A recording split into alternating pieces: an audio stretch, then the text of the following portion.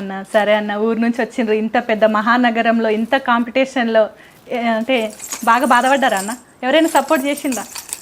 నా సపోర్ట్ అంటే అంటే మనం తెలంగాణ లాంటి ప్రాంతాల్లో మనమే ఇది కొత్తది కదమ్మా. ఎక్కువ పెద్ద పెద్ద వాళ్ళు ఇప్పుడు మన చుట్టాలు, మన పక్కాలు, మన పక్కింటి వాళ్ళు ఎవరు ఉండరు ఇక్కడ. మనం ఎవ్వరు కూడా ఎక్కువ శాతం మన వాళ్ళు ఈ ఇండస్ట్రీ వైపు రారు. బయట అప్పుడు నేను వచ్చిన టైంలో పీకులో తెలంగాణ ఉద్యమాలు నడుస్తూ ఉండేవి. ఆ కళాకారులు అంతా అటువైపు ఉండేవాళ్ళు. నేను కొంచెం ఎక్కడో అక్కడ కొందరమే ఇక్కడ తిరుగుతూ ఉండేవాళ్ళం. సో మనకు సపోర్ట్ చేయడానికి ఎవరు ఉండరు ఇక్కడ. సో ఇప్పటికీ ఎవరు ఉండరు. మనము అంటే ఒకనొక స్టేజ్కి వెళ్ళిన తర్వాత నా బ్రెయిన్ నాకు ఏం చెప్పిందంటే, మనమే ఒకరికి సపోర్ట్గా ఉండే అంత దేవుడు మనకి ఇచ్చాడు, ఇంకొకరు సపోర్ట్ చేయాలని మనం కోరుకోవద్దు. నలుగురు బాధలు మనకు చెప్పుకోవడానికి వచ్చేంత స్థాయికి మనం వచ్చేసాము. మన బాధని ఒకటికి చెప్పుకోవాలి, ఒకడు ఓదార్పు కోరుకోవాలనే చిన్న మైండ్ సెట్లో మనం ఉండకూడదు.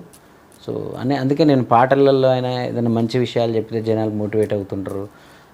నా పాటలు విని వాళ్ళు హీల్ అవుతుంటారు, నా పాటలు విని వాళ్ళ బాధలు మర్చిపోతుంటారు అని చెప్తున్నప్పుడు, ఓహో మనం ఈ స్థానంలో ఉన్నాం కదా, మనం ఏదో బాధ వచ్చిందని బాధపడకూడదు.